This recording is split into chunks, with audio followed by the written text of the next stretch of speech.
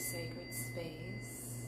Welcome to another Tales by Moonlight. It's been a while since I shared my own personal experiences in my life, the pain that I went through, the trauma, as well as the lessons and wisdom that I learned from it.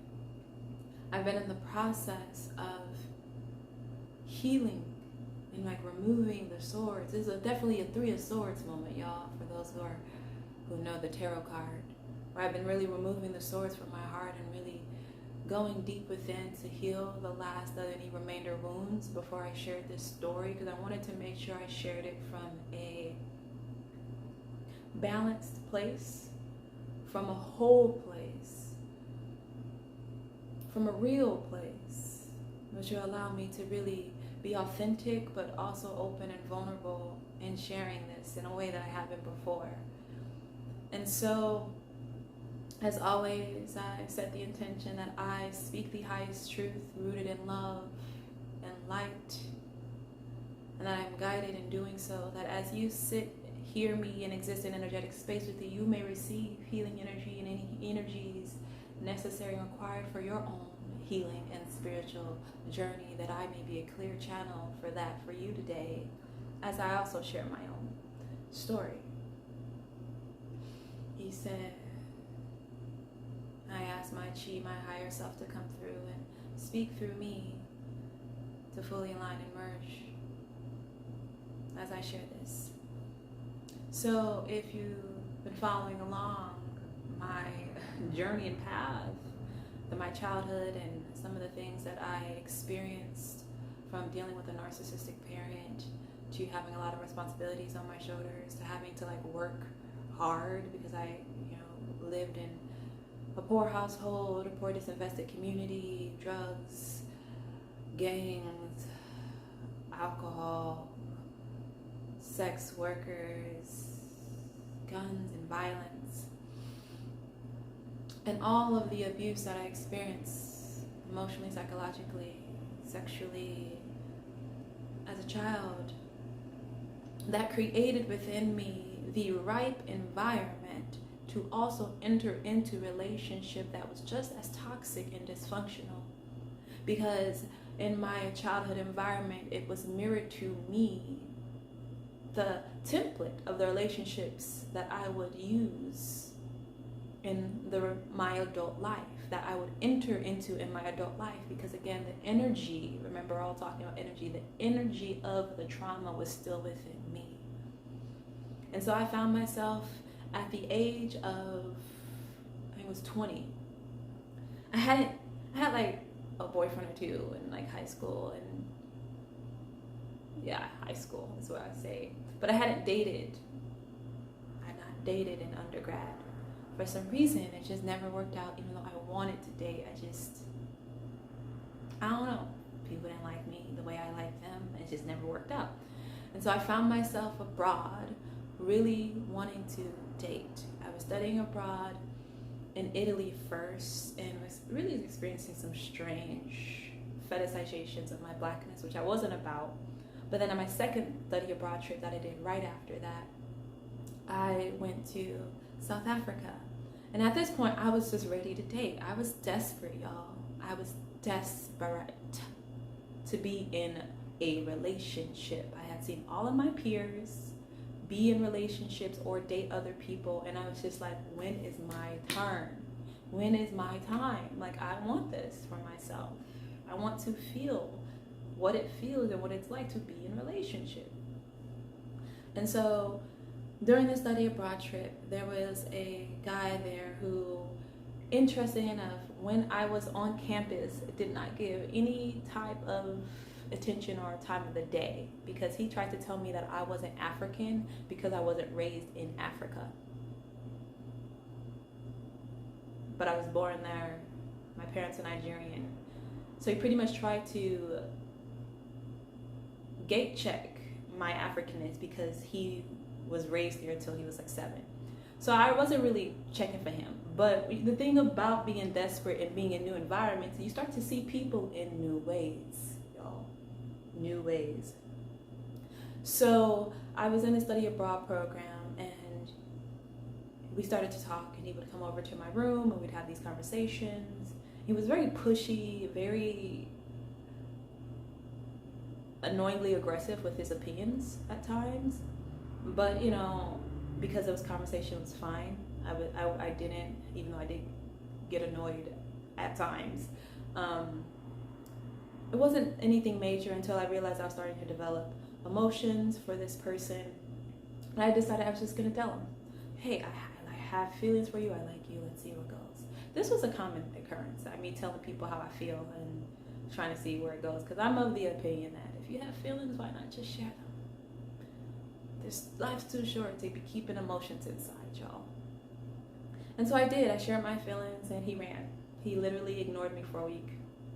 And at that point, I was just like, well, there's another one. Here we go. And so eventually I was like, I need to confront this dude and see what's up, because I don't appreciate being ignored, and I don't like it.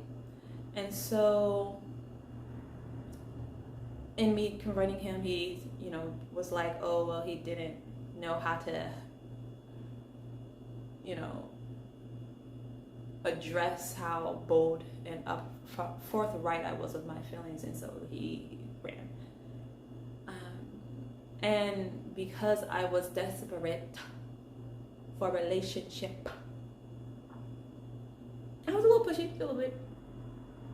And I was like, you know, either you like me or not. And he tried to deny me. Red flag. If someone doesn't want you, if someone doesn't want to claim you, let them go. Let them be. You are too fly to try to convince someone of your worth and that you are worthy to be in relationship with them. But because at this point in time I wasn't even in relationship with myself, I kept going. And so I think this is around like May. It's the end of our time together. I'm staying in the summer in South Africa to do some research at a university, and he goes off.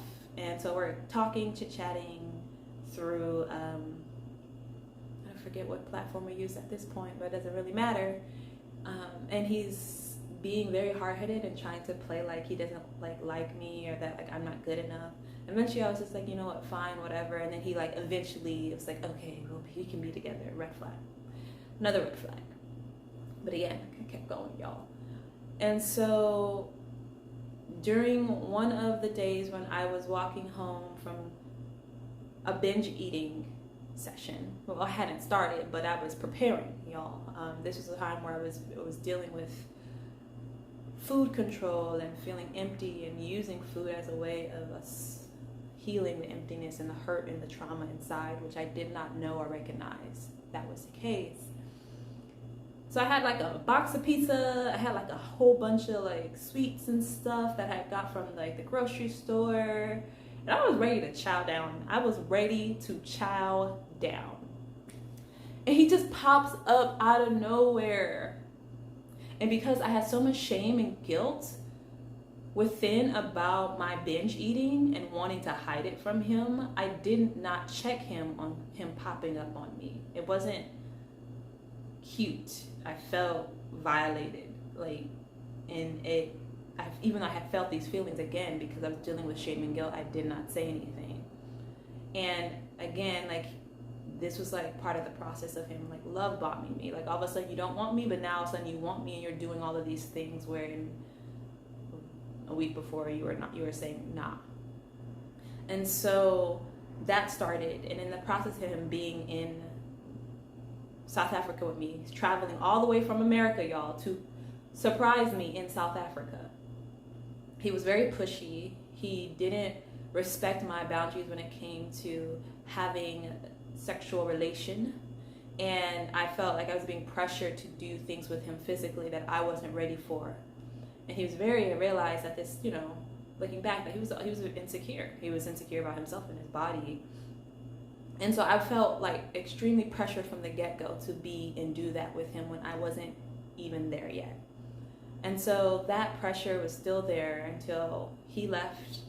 And eventually I went to campus and started campus, and he would continue to pressure me to be sexual with him, and I just didn't want to.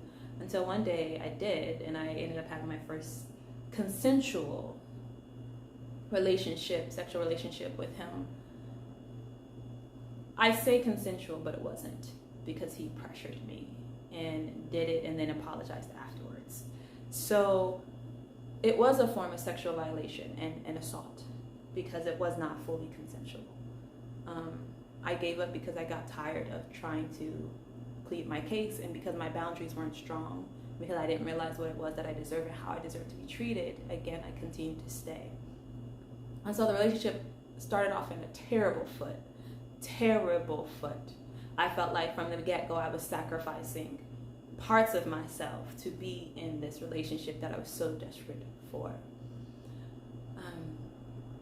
And as time went on, as we moved forward, like, he became increasingly, like, he showed a lot of like jealousy towards like my friends that had been in my life far longer than who he was, than him. He would lie a lot. He would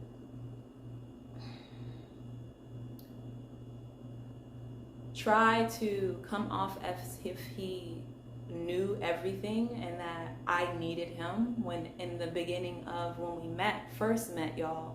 And I think it's important to mention this, when we first met, I was in a more confident, more self-esteem place, even though I was desperate, than he was. He was on the verge of feeling, not only, suicide was a strong word, but feeling like he wanted to help harm because of some family issues he was going through. And I helped him through that in the beginning. And so the relationship quickly became one in which I had to placate him, where I had to lower myself to make him feel good. If I was hanging out with a guy friend, I had to really like make sure that he felt like there was nothing going on, and do extra things, and sometimes it'd be like sexual, to make him feel comfortable, make him feel confident. And so from the get-go, I was betraying myself in that relationship. I had entered into a relationship that was toxic and dysfunctional with a person who was showing narcissistic tendencies. And again, this is someone who also had a lot of childhood trauma that they hadn't processed. But the difference was that I was trying to heal, even though I was doing it through a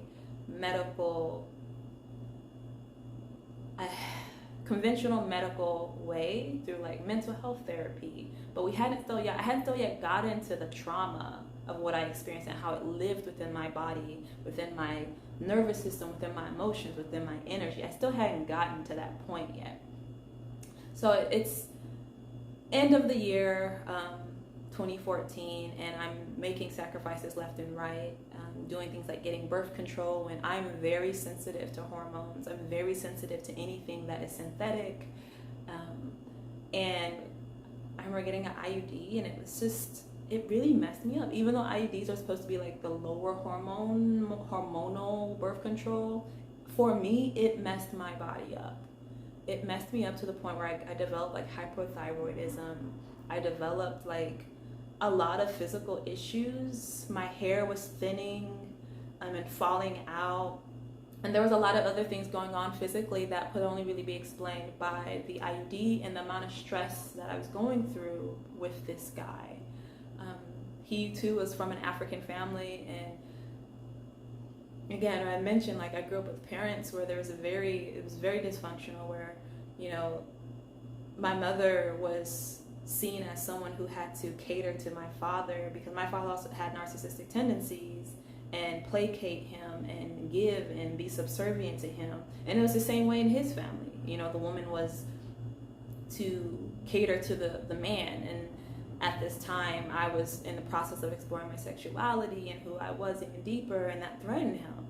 It threatened him. He wanted to control me because I didn't realize any of this, right? This is my first like serious relationship. I fell into a deep sense of depression in the relationship as it progressed. I lost myself, the parts of myself that I even had, you know. At this point, like, yes, I was traumatized, but I was still a go-getter. I was still doing things. I was still moving forward. But as I continued being in a relationship with him, I lost my sense of self more and more and more. I became a shell of myself more and more and more. And whether it be the pressures from his family, when they saw me being in more of a confident, assertive, go-getter role, or the pressures from him. For example, like I was in the process of applying to med school, and I remember, and I would like tell him like, hey, I'm applying to med school, and he would get upset and be like, why can't you wait for me? Because I'm trying to apply to med school too. Like he would switch everything in his life so that he could be in mine. Like he inserted himself into every crevice of my life. All the activities I did, he did them too. My path in terms of like my career path, he did that too. He switched from being a lawyer or wanting to be a lawyer to wanting to do pre-med and doing pre-med. All of my friends, he wanted to be friends with them too. And it's one thing, like, you know, in a relationship where there's a natural way of like meeting each other and getting to know each other's family and friends, but it's like he wanted to be my exact replica but in a different body. And so as time went on and the depth of his own insecurities were very, very apparent to me, I remember a couple of months in, I was just questioning it. I was like, I don't know if I should be in this relationship. It doesn't feel good.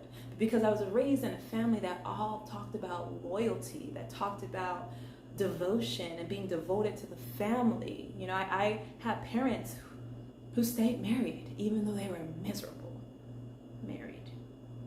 And that stayed with me when I was in this relationship, and in the other two relationships I ended up being in, was that I had to be loyal to something that didn't feel good for the sake of the relationship.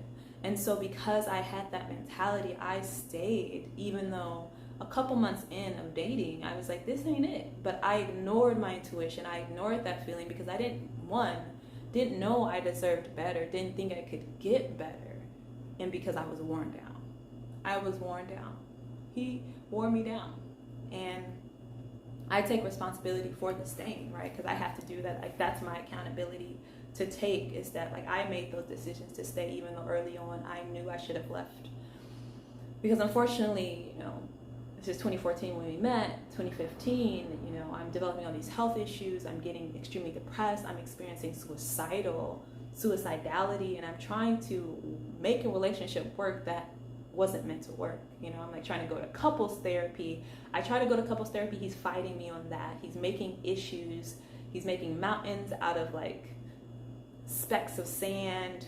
He's being extremely combative and aggressive towards me, starting fights for no reason. It was so hard to be in a relationship because I felt like I had to try so hard, to the point that I felt so worn down and so emotionally exhausted, trying to communicate with someone who not only wouldn't acknowledge their emotions, but every time I tried to bring up something, he would flip it back on me, and I would be the issue, and I would end up being the one apologizing. And I didn't recognize these patterns then of being narcissistic tendencies then. I didn't recognize the connection between my own father and the masculine energy that set this pattern and foundation in my life, and how that showed up in this relationship, and now I do. But then I thought it was normal. I thought I just had to stick through it. Maybe it will get better. And so, you know, 2015, I'm going through all of these things, maybe even questioning leaving school, questioning taking a leave of absence so I can go to an inpatient mental health therapy center. And I decided not to. I ended up doing outpatient. But through this time, as I got weaker and weaker and weaker, he grew stronger and stronger and stronger, as if he was sucking my life force. I told one of my friends, after the relationship ended, people get bold off of my love. And this is before I realized the power and the healing power of love, the healing power for those of us who are givers, for those of us who pour love into others unconditionally and compassionately, how much that can be taken advantage of. Because even though in that relationship with him, I couldn't see the worth and value of that, he could. And so 2015, you know, I'm trying to do things and move forward, but I'm like holding myself back for him. And that's when I realized, like, I was supposed to like go travel abroad to Japan and Kyoto, which would have been a really awesome opportunity for me, but I decided not to because of him. I was making decisions to hold myself back in life because of him. And eventually he like made it up for me by doing like an international trip, but then that also was terrible because of him and his immaturity and his inability to communicate. But again, I stayed, y'all. I stayed. I made the decision to stay. And I want to make that very clear, because I'm not trying to make this into, oh my God, he was such a terrible person, because he was toxic and dysfunctional and also had narcissistic tendencies. But I also had my own dysfunctionality within me that allowed me to stay in a relationship, that not even allowed me, that resulted in me staying in a relationship that was harming me, harming my mind, harming me emotionally, harming me physically, not like physically beating, but like feeling like I had to do things and to give parts of myself I didn't want to, especially like sexually, that I wasn't comfortable with, to placate another human being's ego and low self-esteem and low self-worth. And so I just got to a point in 2015 where I just realized, like, okay, I cannot function in this relationship. So I started to draw within, and that's my own trauma response that I had to work through. It's like, in this time I had learned that in response to my traumatic experiences as a child, to withdraw, to either withdraw, which is going deep within and detaching myself from anything that didn't feel good, or it was to fawn, to people please, to make harmony and peace in places where there should be no harmony and peace, because it's not harmonious and it's not fair. And so that was 2015, where things were getting increasingly worse and worse, and he had anger issues as well. So when I would try to like confront or to say things, like, and we'd be in the car together, he would drive really fast out of nowhere and like scare me and take his anger out of that way, or he would hit things around me from like the beginning. And so I already knew like this person was very aggressive and had uncontrollable anger, and so that really impacted the way in which I acted, in which I didn't feel safe to say certain things. I didn't feel safe to address certain things because of how he would respond. And that's, again, so many red flags, y'all. So many. And so at this time, I'm losing, I feel like I'm losing life force. I feel like I'm a shell of who I am by the end of 2015. 2016 comes around. And not only that, I'm dealing with his family, who has all of these expectations and whatever placed on him and on me. There was one moment in time where he was talking to his mom, and his mom was on speaker, and she was talking about, she's not taking care of you the way she should take care of you, and just saying all these things. That he did not defend me in any way. He did not say, like, that's not her role to take care of me. Like, I'm a grown-ass human being. And I felt like I had to take care of him. I felt like I had to mother him. And I did not want to do that. But because I was in this relationship, I felt like that was part of what I had to do. To mother an adult child who didn't learn to take care of themselves. And I had so many signs that, it's you might want to leave. You might want to consider leaving. But again, I ignored it. I ignored the signs. I ignored my feelings. I ignored my intuition. In 2016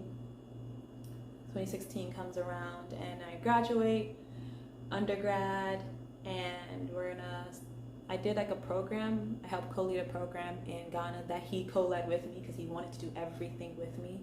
And I was also in the process of, I had a business with him that I conceived of the business. I did all the work on the ground for the business. I did all the marketing, got all the clients. I was the brains and the genius behind this business.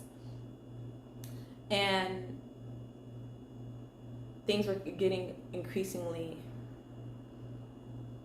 strenuous.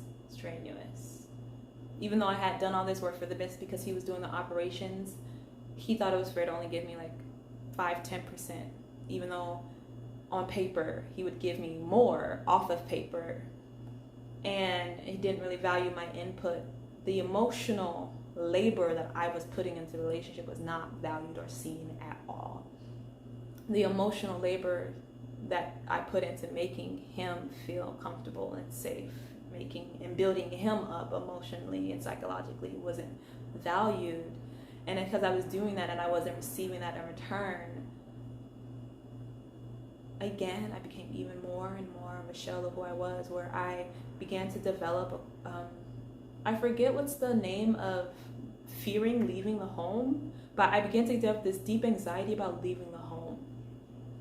I couldn't talk to people on the phone.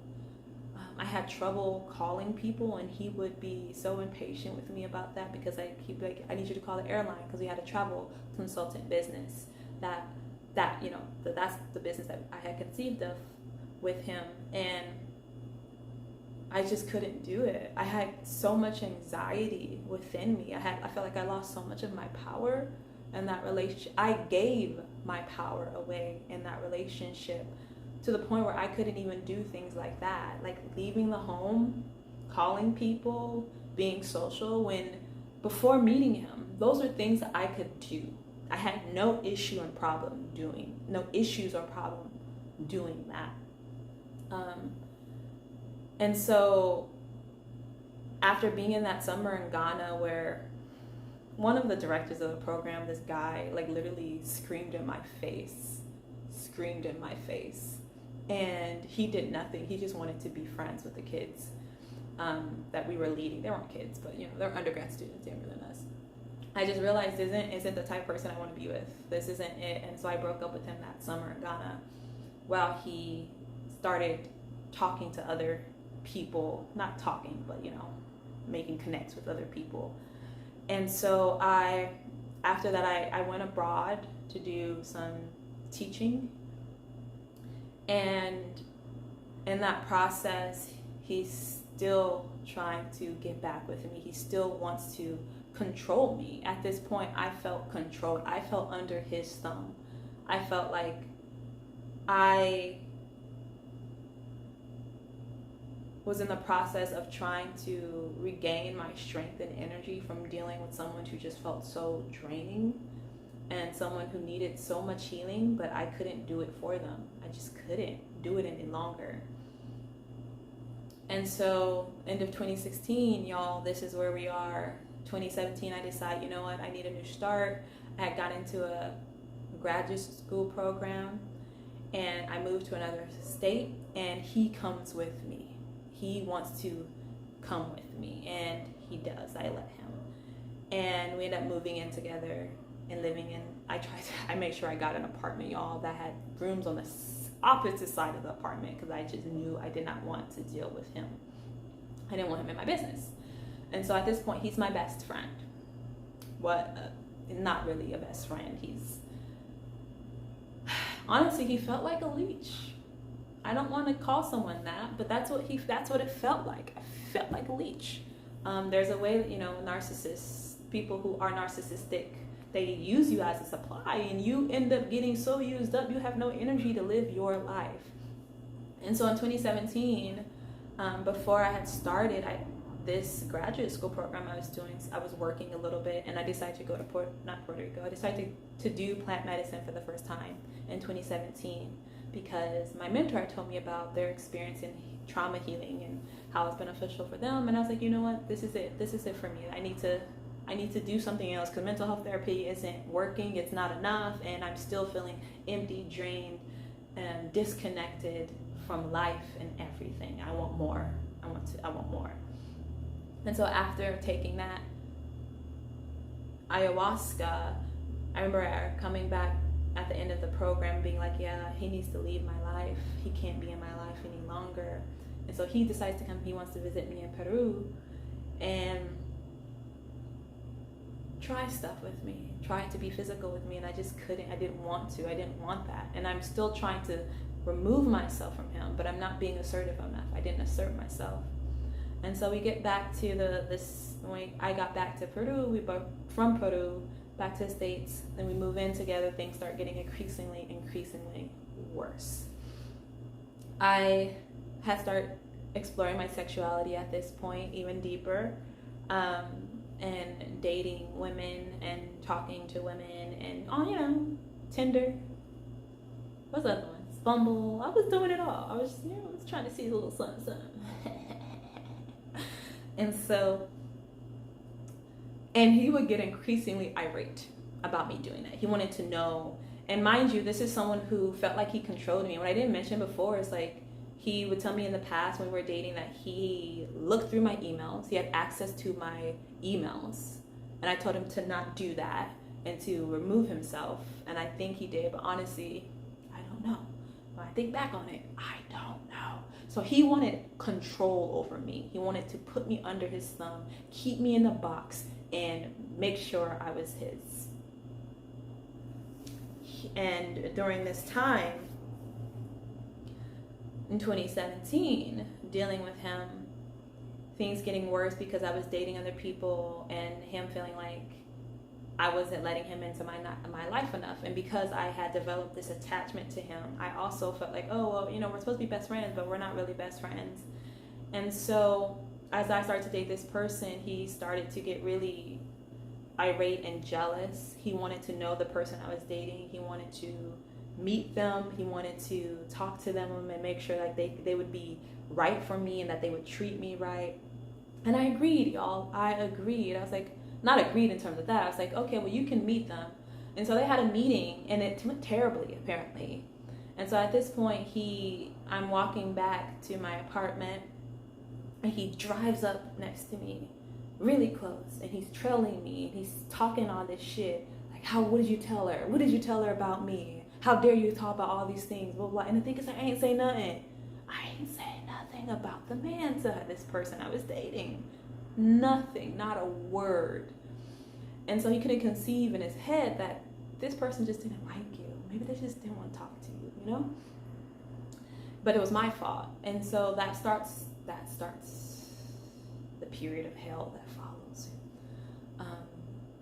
After that, he starts being extremely belligerent towards me. Sometimes I'd come out of my room and he would like cuss me out essentially and tell me to go back into my room, that he owned the apartment, that I need to stay where I'm meant to stay in the room, that who am I to go out the apartment, like who am I to come out into the room, out into the living room and living space. He would follow me around the apartment and say things and say psychologically twisted things to me as I tried to like get water or go to the bathroom. Would be really aggressive about the food in the refrigerator after he'd say like I could eat some, and then he would go off about me eating his food. So I tried to leave him alone until this one point in time he actually tried to blockade me into my room by putting a chair by the door. And so this was like increasingly, and during this time, part of the effects of the ayahuasca was me feeling for the first time the trauma that I went through.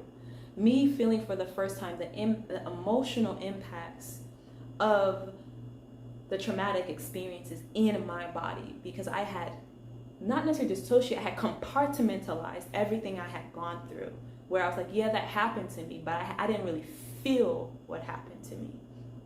I didn't feel it. And what started to happen was I started to develop paralysis, y'all. I would have moments and fits of paralysis, which the doctors would say was functional neurological disorder or something like that. But they didn't know what was happening, and they thought it was definitely psychosomatic, which it was, where these emotions that were being excavated within me were showing themselves in misfirings of my nervous system, to the point where again, this is in 2017, he'd be trying to argue with me and I just wouldn't try. I wasn't trying. I was so tired, y'all. I was so tired. And I just remember my body I'm walking away from his room as he, like, before me walking away, he's pretty much stumped out the shoe rack that I gave him. I had bought for him. He stumped it out. And I remember my body moving.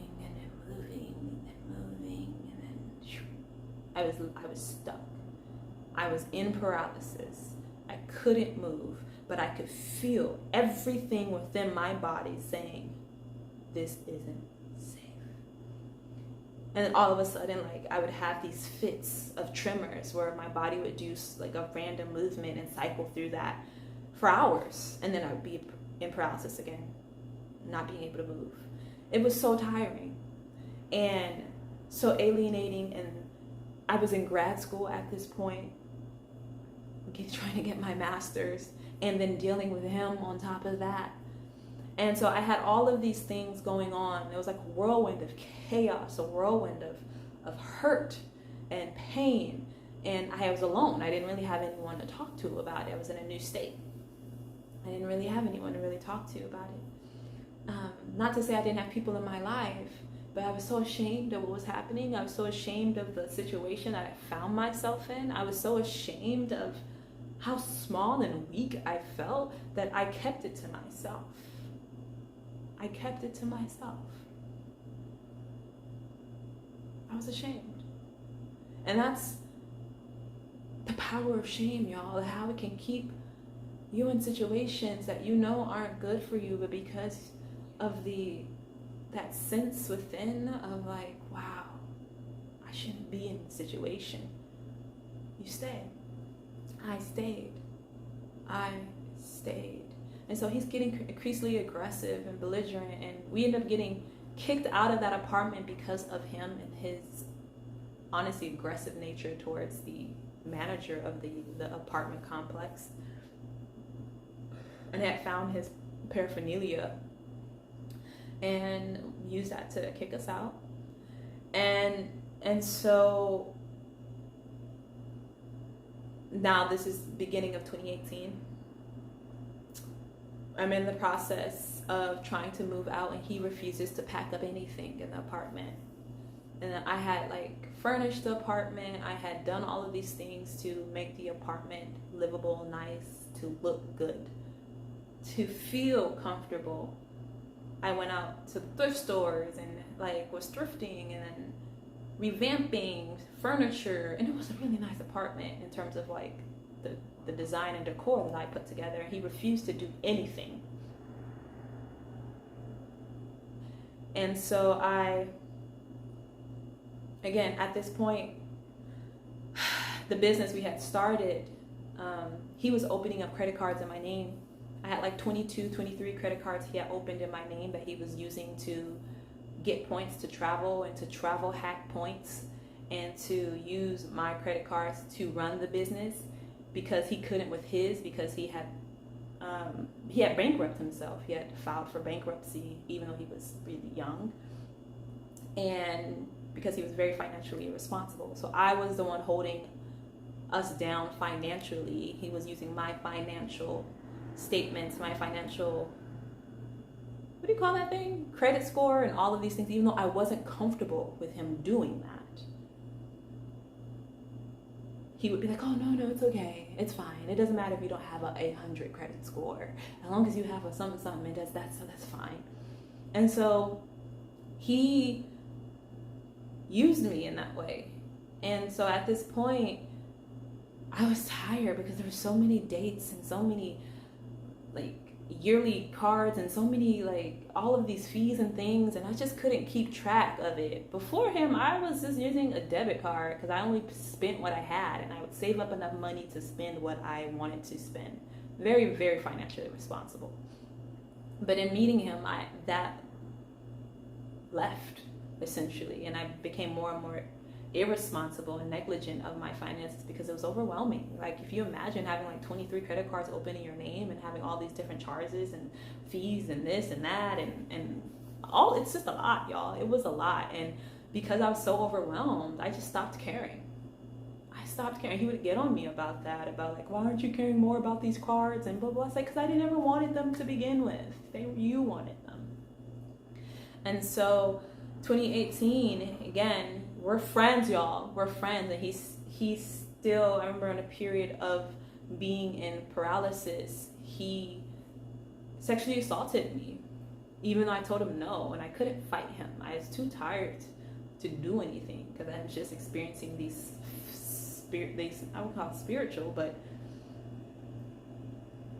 paralysis and then fits of tremors and movements that left me so drained that I barely went to campus, and I was doing a lot of things from home.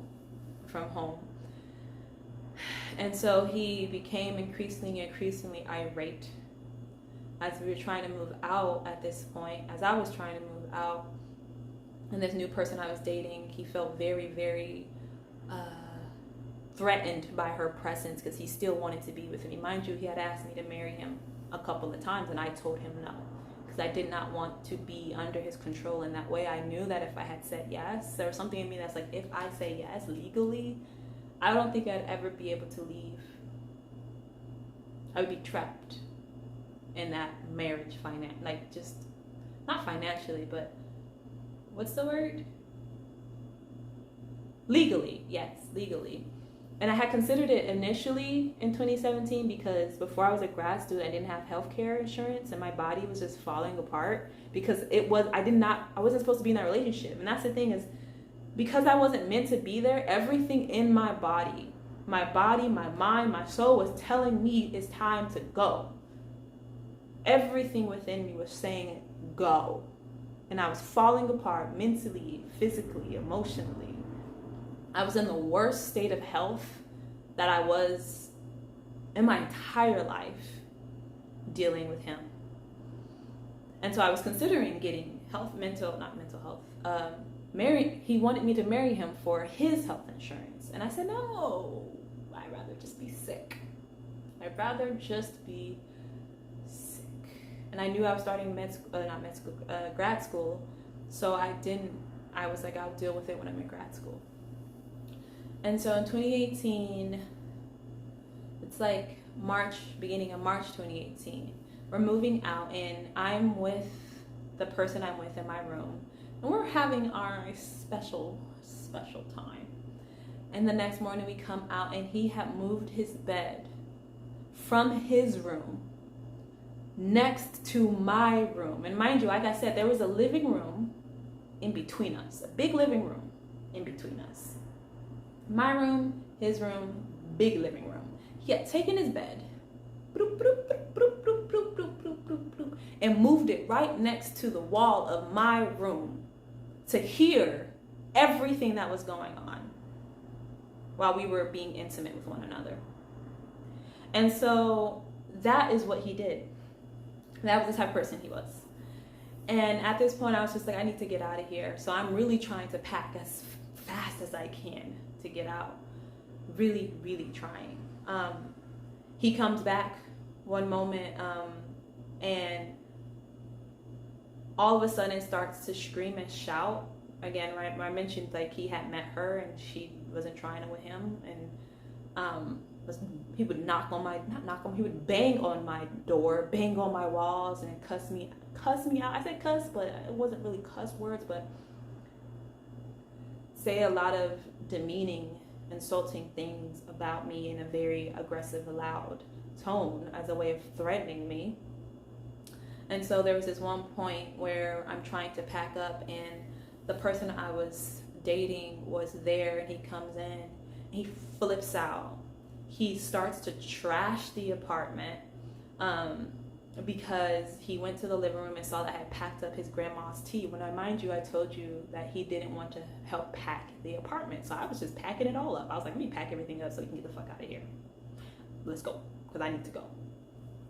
And so because of that, he just flips. I have refused to leave.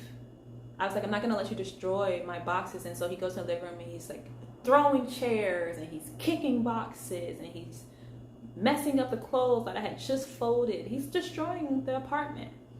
And then he goes to the person I'm dating because she had said something to him, and like looks like, and she's 5'2", y'all, and this guy's like 5'12" and like slightly overweight, so he's much bigger, and he's like in her face and spits at her twice. And at this point, I'm just so tired. I'm so tired. I feel so defeated. And I'm just like, this man won't leave us alone. He won't leave me alone. He just wants to make my life miserable. And I start to cry. It was tears of frustration and tears of just feeling so weak. And I was just crying. I was just crying. I was just crying. So at that point, you know, the person I was with, she called him a name or two, and he starts to chase us. He starts to chase us and cuss us out, and we run into the room, and he's trying to barge himself into the room, and he's shoving things under the door to try to hit us with, and eventually we're like, we need to leave, we gotta go. So as we're going, he's like trying to get physical, and to the point where he starts to hit her because she called him a name. She called him out of his name because he was acting out of his name. He was not acting like a decent human being. And so he starts to hit her, y'all. And I'm not gonna stand there. I'm not gonna just stand by and let my partner, 5'2", 5'11", it was just such a disparity in height and size that he was doing it. He would not have treated a man like that. He would not have treated another male embodied person that way. But because she and I were in a female body, he felt comfortable acting like that towards us. And I had been so disempowered from that relationship that he felt like he could throw his weight around in that way. And so he started to fight. And so I got in between and became very physical altercation. And I eventually was able to pull us apart. We called 911 and we go to campus because campus was close by, my campus. And in this process, remember I told you I had 23 cards open in my name for the business. He still has access to this. All of these things he's doing. He still has access to these cards in my name. Either business cards in my name, the personal cards in my name that he's also trying to use as well. And so I was just like, there's just no way that this person feels this entitled to me and what I have, that I'm going to let him still have access. So I made the decision to change all the passwords. And as I'm trying to change all the passwords on these accounts, he's spending money on the accounts. 100, 200, 500, 1,000, 2,000, 3,000, 3. He's spending money on the cards as I'm trying to change access. And so it's a race against time. And eventually I was able to lock him out. And he did this thing, which I didn't mention when we were dating, where he would try to overwhelm me with messages. So whether there was an argument or something, and he would get extremely upset and belligerent and try to overpower me. He would not only text me 5-10 times, he would send me emails 5-10 times. He would go to my social media accounts, send me messages 5-10 times. He would go to our other email accounts and also send me messages 5-10 counts, to the point where he was hitting up every single part of my communication channel with him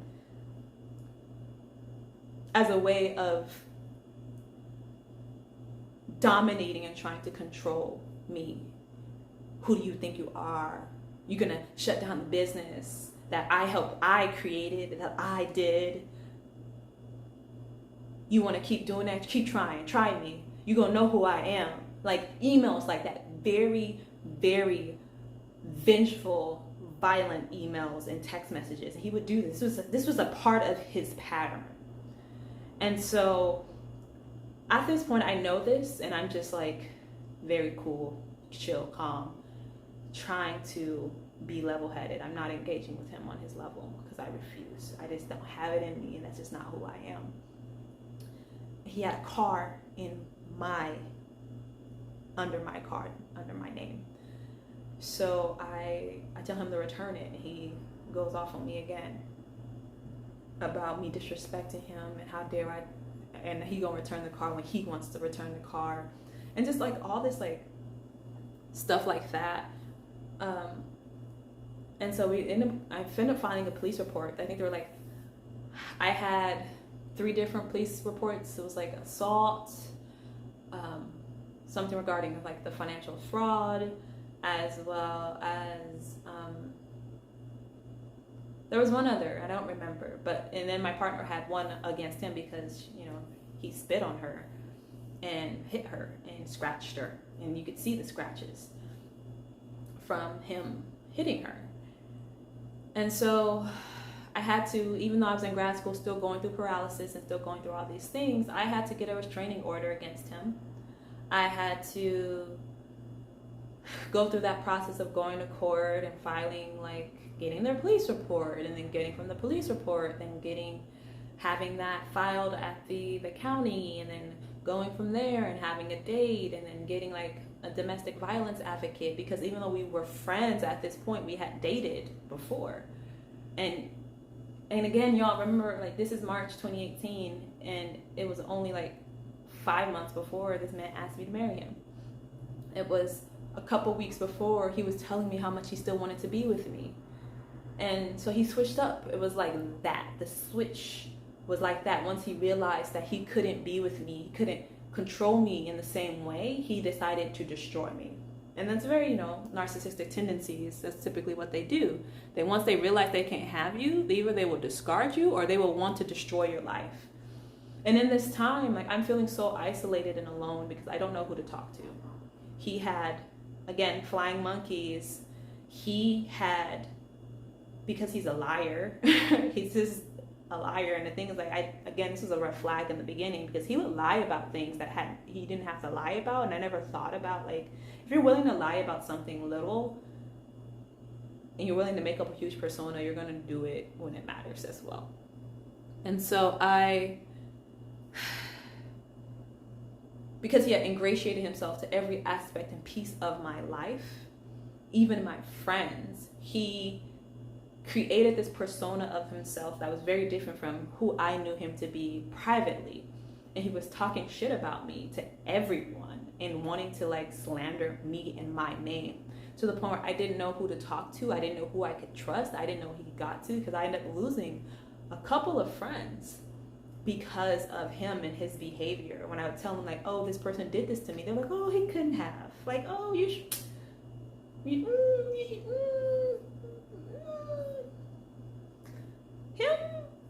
I don't know. You sure? And so the communities that I was a part of, I couldn't go back to, I couldn't talk to about. I had a community at my undergrad that was a part of the Afro community there, and I just didn't know who he spoke his vitriol and his lies to. I didn't know. And because I didn't know, I didn't feel safe. And because I knew that he was such a vengeful, vindictive, selfish person, I also knew that he would be willing to say whatever he needed to say to get everyone on his side. And so throughout this process, as I'm filing these claims and these reports, he creates a website to claim his innocence. A website that was paragraphs on paragraphs on paragraphs on paragraphs.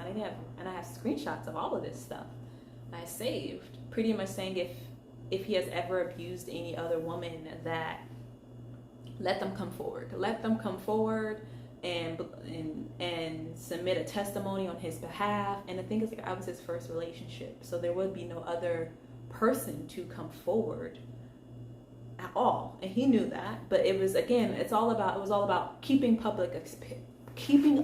public appearance for him. He wanted to have the appearance of innocence. Meanwhile, I'm just tired, I'm crying, I don't got time. I'm just trying to make it through the days and get through grad school. This is the beginning of March 2018, and I trying to move out of an apartment. There was just so much I was dealing with, and I felt so demoralized. Like, I just didn't know I could ever experience something like this. I didn't think I could end up in a relationship like this, and yet I did. And it was such an isolating experience. And so I ended up getting a lawyer who didn't really know what they were doing, honestly, but that's okay.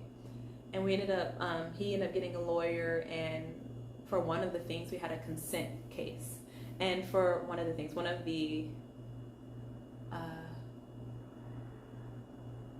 cases against them, we ended up doing a consent order, which is pretty much, we come together and we agree that this is how we're going to handle this. I would drop the case and the others if he decided to pay back all the money he owed, which is like over $10,000 that he owed me from what he was charging while I was closing the accounts, on top of all the outstanding things on my accounts that he had owed. So was like 10K plus, y'all. And so financial abuse is real. They don't really, I was trying to talk to some lawyers about it. There's like, the justice system isn't set up to deal with financial abuse. We want to talk about other things, but financial abuse isn't one of the things that the justice system is really set up for in terms of domestic violence or intimate partner violence, because it was intimate partner violence. And so I'm just trying to get all my ducks in the row and going through a lot of stress and trying to just make it through while also experiencing a lot of mental health stress, CPTSD from everything I had experienced on top of the trauma that was flaring up from my childhood. And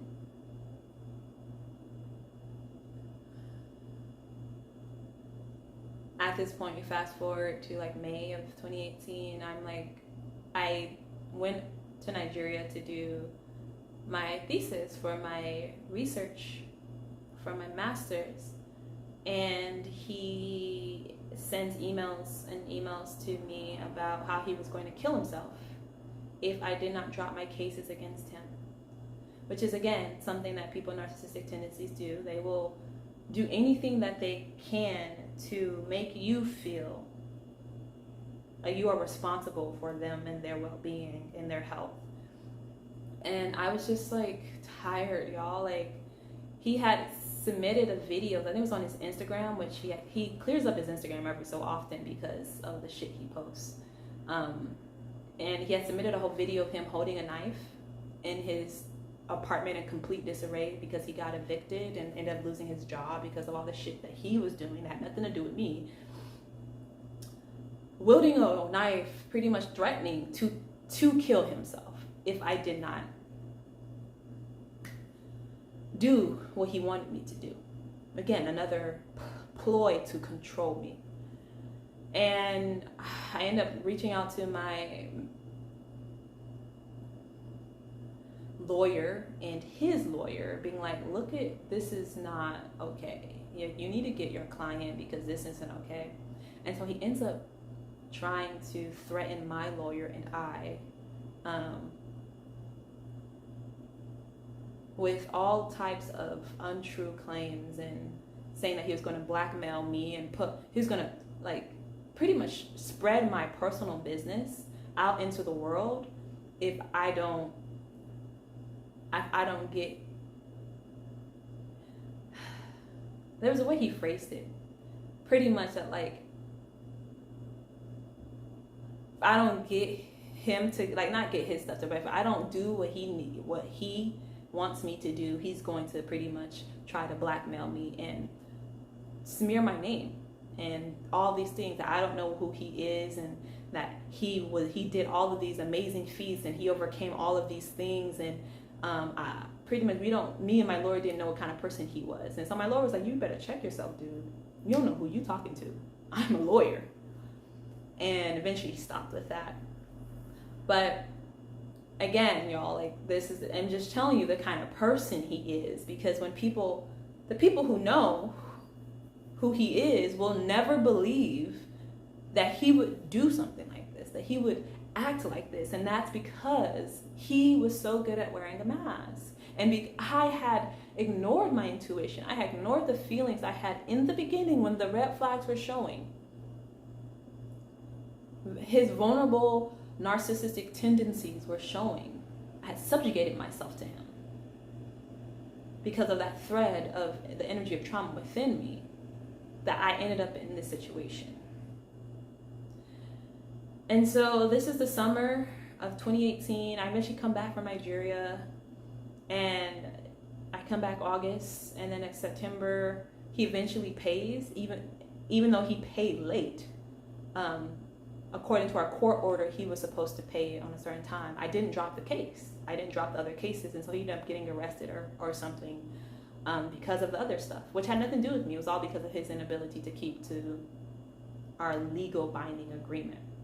Remind you, y'all, I had a restraining order against him at this point, and I made the unfortunate decision when I was moving out earlier that year to move into the same apartment complex as him, because I saw the best in him.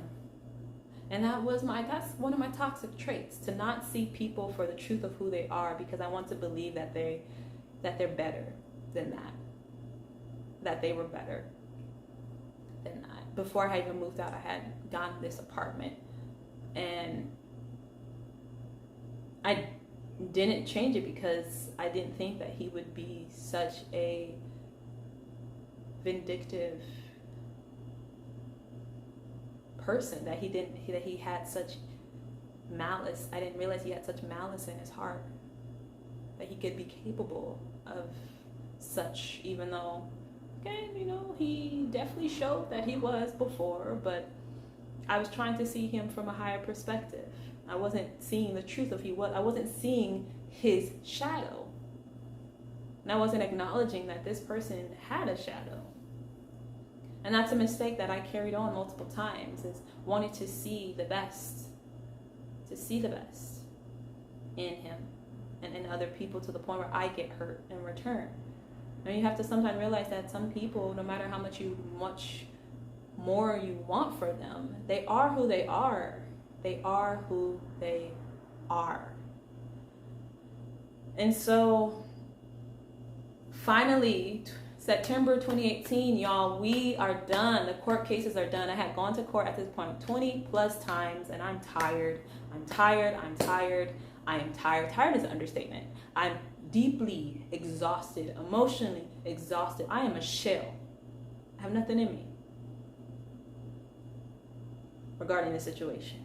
But I'm still in a relationship, dating another human being, which I will talk about. That would be part 2, because that's the person I almost married, that I was actually engaged to. And I turned out to also exhibited narcissistic tendencies, because why? I didn't heal the thread. And the thing about people with narcissistic tendency, they don't like one another. So it made sense why that person didn't like this person. That the person I was with did not like the guy I was with, because narcissistic wounds clashing, they don't mesh. And at this point, because I'm such a shell of myself, the person I ended up being with wanted to take on the hero complex, and I decided to take on the victim role. Because I was a victim at that point. Yeah, I was. And so that they were more grandiose, of like, I'm going to save the day, I'm super person, I'll be your.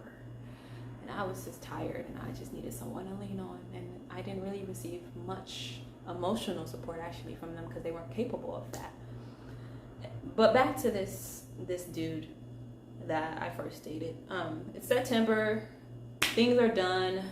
He ended up getting a new lawyer because he was being belligerent to his other first lawyer, and she dropped him. She was like, I can't deal with it. She was talking shit about him to me, y'all. To me and my lawyer. That's how bad he was. Where your lawyer, your ex-lawyer, is talking shit about you to the person that you have a case against, then you got some issues. And so everything's ended 2018 September, and I think I am free at last. Free at last, thank God Almighty. I am free at last. I'm excited to be free of this human being. It took 4 years, but I am free. That's all I cared about, was I am free. Fast forward to 2019, y'all. 2019, I'm about to have my family over because I'm getting ready to graduate. I didn't really graduate. I ended up taking a couple extra months to finish my grad school degree because everything else happening. However, I still wanted them to come for the ceremony stuff, even though I couldn't walk, because Emory University would not allow students who graduated late, couple months late, to walk with their class, which is a bullshit excuse, which is a bullshit rule, and y'all need to change it. I'm calling you out. It doesn't make sense. And I was tired. I was too tired to fight. Too tired to fight that bullshit rule. Otherwise, I would have. I've been like, no, y'all need to change this. I was too tired. So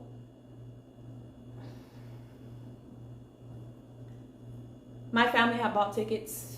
It was my siblings and my mother had bought tickets, and my sibling called me And it's like, wait, did you cancel our tickets to come see you? And I was like, no. It's like, someone canceled our tickets.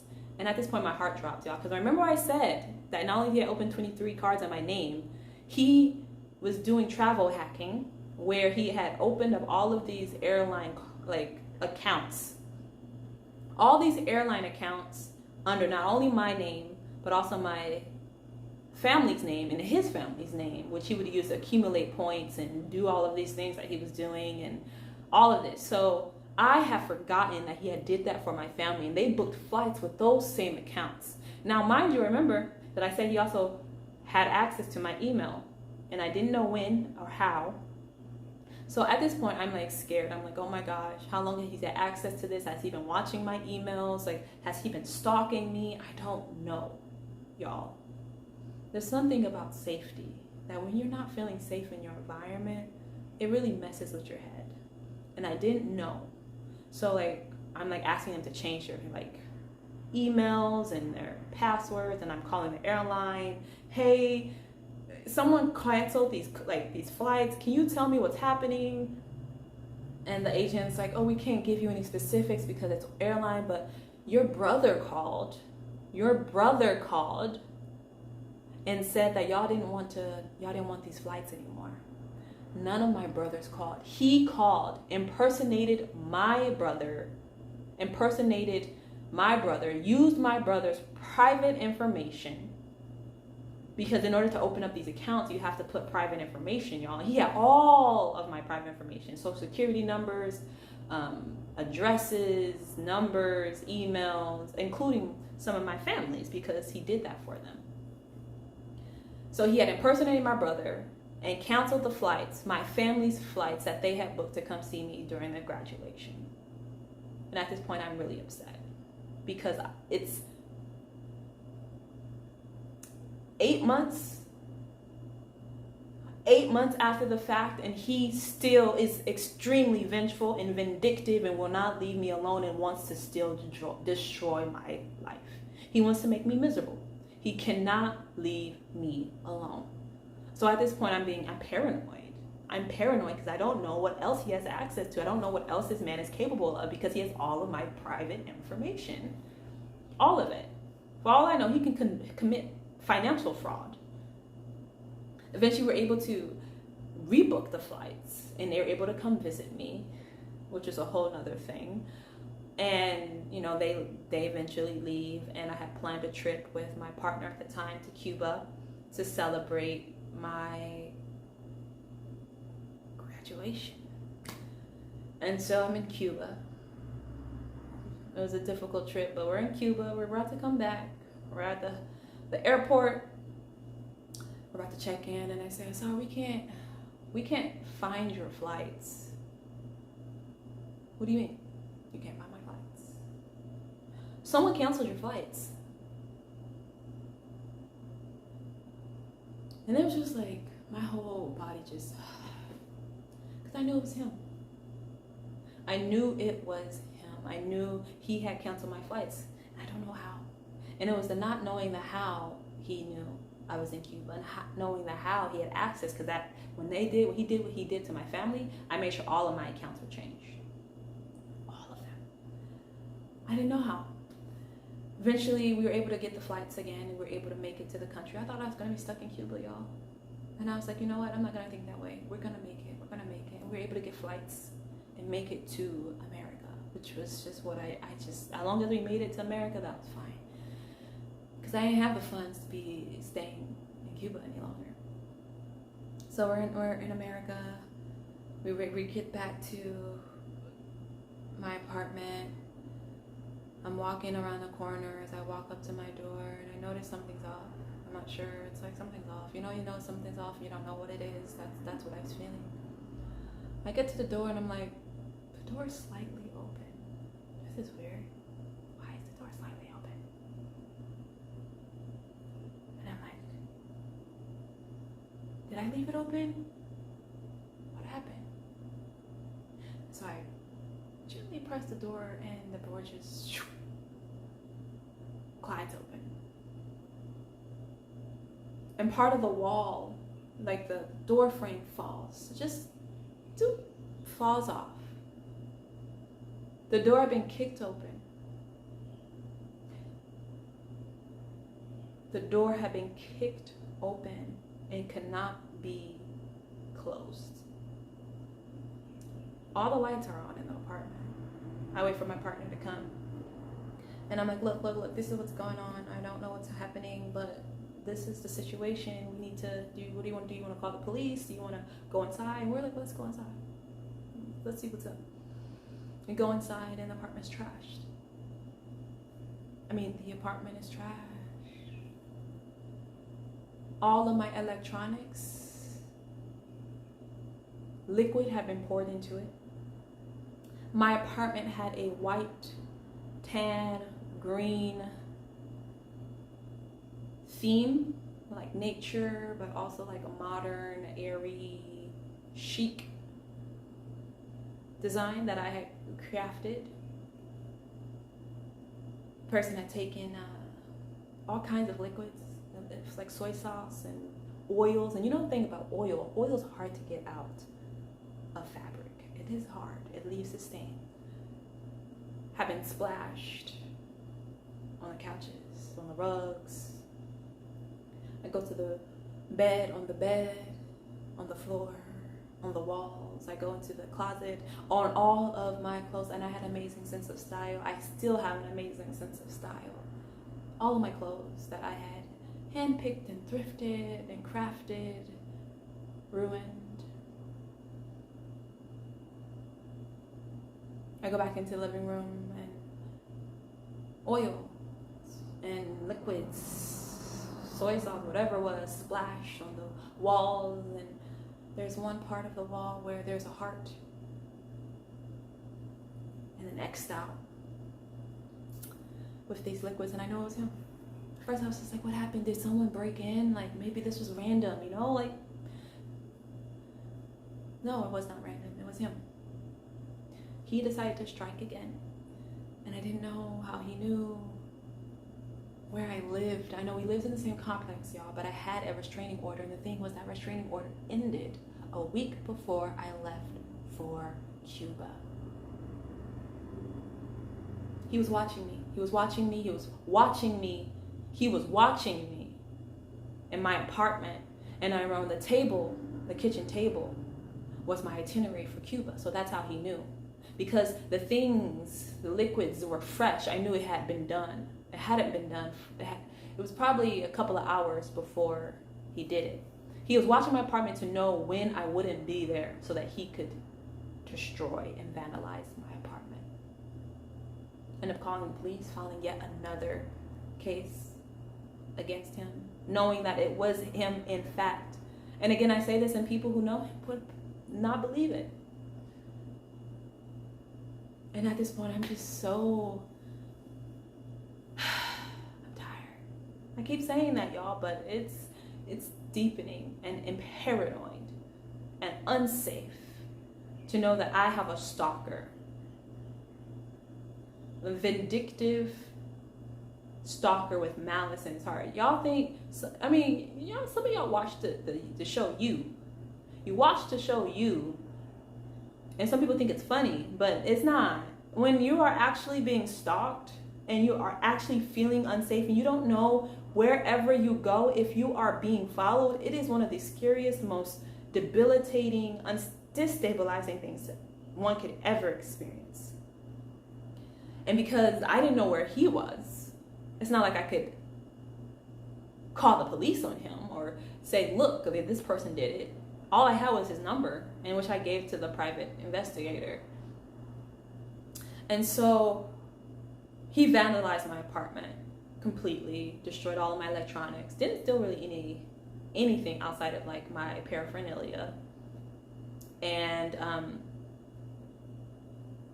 I ended up leaving that apartment to move in with my partner because he didn't know where she lived, and I just felt so unsafe and so insecure. And I knew that's what he wanted. That's what he wanted. He wanted me to feel that way. And so this is 2019, y'all. May 2019 that he does this. And I say this to say that if I had listened to my intuition, if I had listened in 2014 about what I was feeling about him, about the signs, the anger, the lying, the control tendencies, insecurities, so many things that had shown up early, that I was trying to see the best in him. If I had listened, I wouldn't have experienced all that I had. If I had known that I was worthy and deserving of more than him, which eventually I got to, I did, I wouldn't have experienced all of that. But because of this imprint, the energy that lived within me that had attracted this person, because of my desperation, remember, this started me saying that I was desperate. I stayed. And as I tried to leave, he tried to destroy me. And the thing that he didn't realize is that I am an alchemist. The energy you try to destroy me, I will use to rise. And I will rise stronger and better and more grander than I have before. It may take some time. I definitely went into hibernation. I definitely didn't talk about any of these things to anyone because of that shame and guilt. Because of the feeling of like, I should have known, that I should have chosen better, differently for myself. Not knowing who he lied about me to. All of these things kept me quiet until now. Until me feeling like I was healed enough, that I gained enough strength and confidence in myself to put this story out there to you, to share this story with you. Knowing that he's out there. Who knows if he's still watching me? At this point, it doesn't matter because I'm protected. And my ancestors, my spiritual team, now that I'm connected, they don't play about me. They don't play. And I know that I was protected even in the midst of all that I went through with him. But it did highlight to me a lot about my own woundings within. The lack of self-esteem, the smallness, the willingness I had to give my power away, even though I did it again in another relationship. Right? These are all lessons I had to go through so that I can get to a place of true empowerment, of true healing from my childhood, from the intergenerational trauma that I inherited. And so that's where that's not really where it ends. Before it even ended, 2019, y'all, March 2019, it turned out that it was brought to my attention that he ended up that same year going to date someone who is a domestic violence advocate and going to marry that person. They met. He reached out to her that year. Within the following year, they were engaged. And I think the thing for that is like, it's the irony, y'all. Like, here is someone who is actually an abuser marrying someone who's a domestic violence advocate. And I reached out to her. I tried under a pseudonym.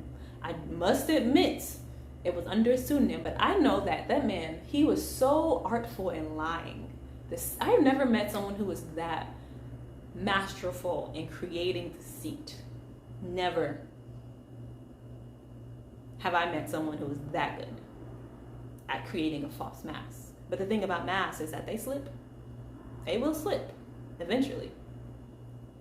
You just have to believe when they do, when you see the truth. And so I know that he has slandered my name. He had slandered my name to her, to his family, to my friends, to the community that we were part of. He slandered my name to everyone, and they believed him because I wasn't defending myself. I was trying to pick up the pieces that he shattered. I was trying to gather myself. I was trying to graduate. I was trying to get a job. There were so many things I had going on that I had to figure out on my own that I didn't even have time to defend myself. I didn't have the energy to defend myself. And I realized that anyone who would believe it, who wouldn't come to me and talk to me and see what my truth was, wasn't worth having in my life to begin with. So the irony of him marrying that person really, it's kind of fucked up when you think about it. But again, it's not my story and it's not my life. And I'm just grateful I said no. I didn't marry him. That wasn't for me. And I just hope and pray that he is a better human being, because no one deserves to go through what I went through. No one deserves to experience what I went through. And this person who had came off in the beginning so sweet and caring, and again, like when I said the love bombing, he would do these things where he would make me upset, disrespect me, and then shower me with gifts. Do something big, grandiose, and then it would be a cycle. The discard, demean, and then come back again. The cycle of that abuse. It's something that he did. I just wish and pray, I hope and pray that he's a better human being today.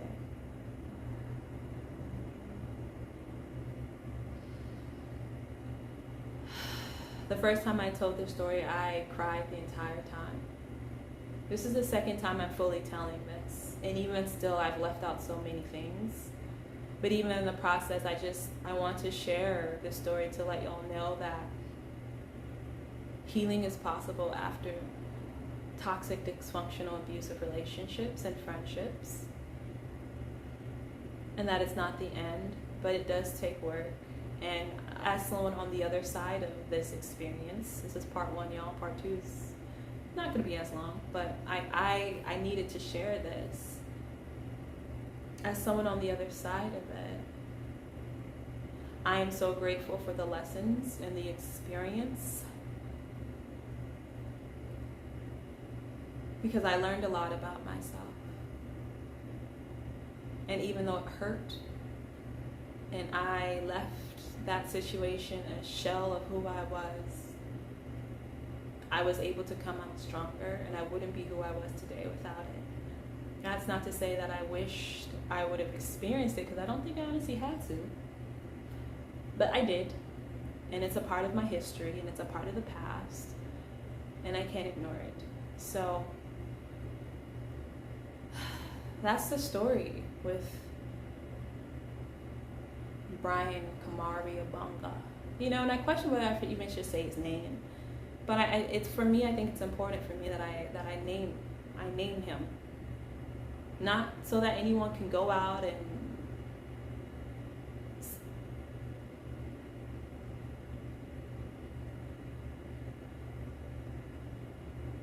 bring harm to him or send any harm to him in that way, but just for my own purpose.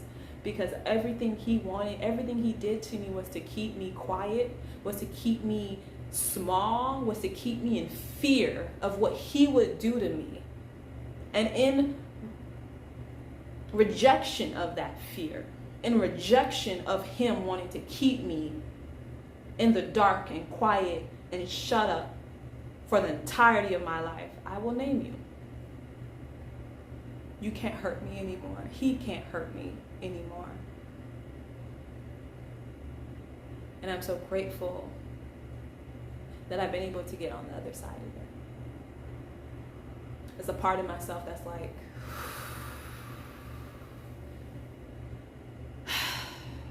it's done. The fear is gone. It's done. So, Brian Kamari Abanga, you have no power over me. You never did. It was all an illusion. And with that, I end off this story. I close it out. I close it out knowing that I have spoken my truth. I have spoken with honesty and integrity. I have spoken with love. Thank you, y'all. It's a while. It took me a while to share, but I did. Thank you.